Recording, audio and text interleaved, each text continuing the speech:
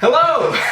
What's going on, y'all? My name is Brian Ford. You might know me as Artisan Brian. And today I'm here to demonstrate for you Semitas De Yema from my book, New World Sourdough. Now, semitas are a very traditional Honduran pan dulce, which means sweet bread. And it's most frequently enjoyed dunking it in coffee. Semitas are a nice sweet little bread with a sugar covering called a cubierta. It's slightly sweet but not too sweet, and you know, using sourdough starter gives it that extra kick, that extra push and flavor of fermentation. You know what I'm saying? So let's get right into it. I like to get a big bowl and just kind of throw everything in here. So flour, egg yolks, which by the way, that's what yema means in the name Semitas De Yema. That is the egg yolk, sugar, butter, the water, the salt, and our sourdough starter.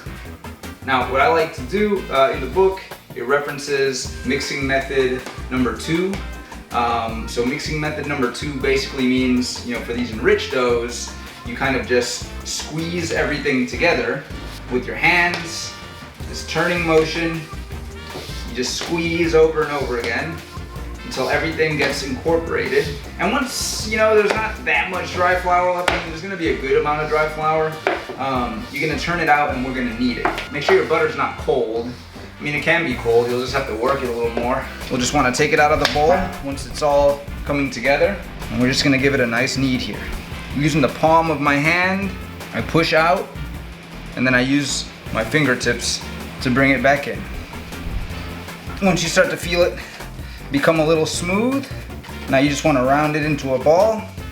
Maybe give it another couple kneads just to smooth it out. But that's our dough. So now, very simple. We're going to take it back, put it into our bowl, and we'll cover it. I usually just use an apron. You can use a kitchen towel, whatever. Cover this for 6 hours at room temperature and 12 hours in the fridge. So your dough has rested overnight. It's ready to be shaped, but before we shape it, we're gonna make what's called the cubierta, which is the topping that goes on the dough before we put it to proof. So we'll take the ingredients for our cubierta, and with a fork, we will simply mix them together. And all you're gonna need is 200 grams of all-purpose flour, 150 grams of coconut oil, and 100 grams of granulated sugar.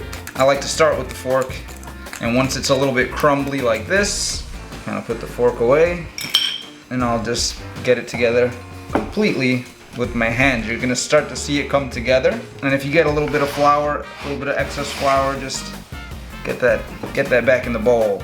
Now it's really coming together. You're gonna start to see it when you squeeze it, kind of makes a little imprint there. So the key is to not see any more dry flour. And of course, you can turn it out onto the counter or chopping block and kind of press it together like that. And the cubierta is a dry, crumbly mixture. And the reason is because when we put it on top of the dough, while it proofs and bakes, it's gonna crack open naturally. So this is the consistency you want your cubierta mixture to be. And what we're gonna do now is we're gonna put it off to the side. Now, after our dough comes out of the fridge, so we had the 6-hour room temperature fermentation and the 12-hour cold fermentation. We see a little bit of increase. You might not see too much of an increase in your dough, and that's okay. It's nice and soft, it's nice and cold, and it's okay to shape it while it's cold. What we're gonna do is divide our dough into 120 gram pieces. So what I like to do is kind of just pinch with my hand there.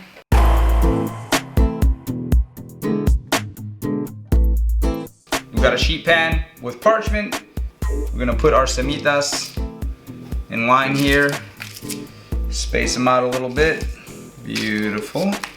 We're gonna let these sit on the side while we make our cubierta, because all we're gonna do with the cubierta, all right, we're gonna take this dough, this mixture here, we're gonna take a little bit of excess flour, and what I like to do is really just take a piece, it's about 20 grams, so we're gonna weigh it just to see where we're at.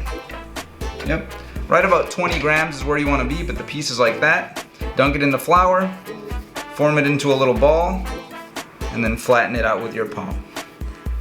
Just like that. We'll actually get our semitas back up here as well. And you're gonna just simply put that cover right there on top of the semita. So we're gonna do it again for all of them. Got a little piece like this. Dunk it into the flour. Flatten it out. Doesn't have to be a perfect circle. All right, remember we want this to crack open naturally. Once you have the cubierta on all of your semitas, we are going to let them proof now for 3 to 4 hours. And a key to letting them proof is to just let them sit out at room temperature, or maybe put them in your oven with some boiling water. Just make sure you have a nice warm environment for them to proof up. Alright guys, so after your semitas are proofed for 3 to 4 hours, pop them in the oven, and then after that, there's only one thing left to do.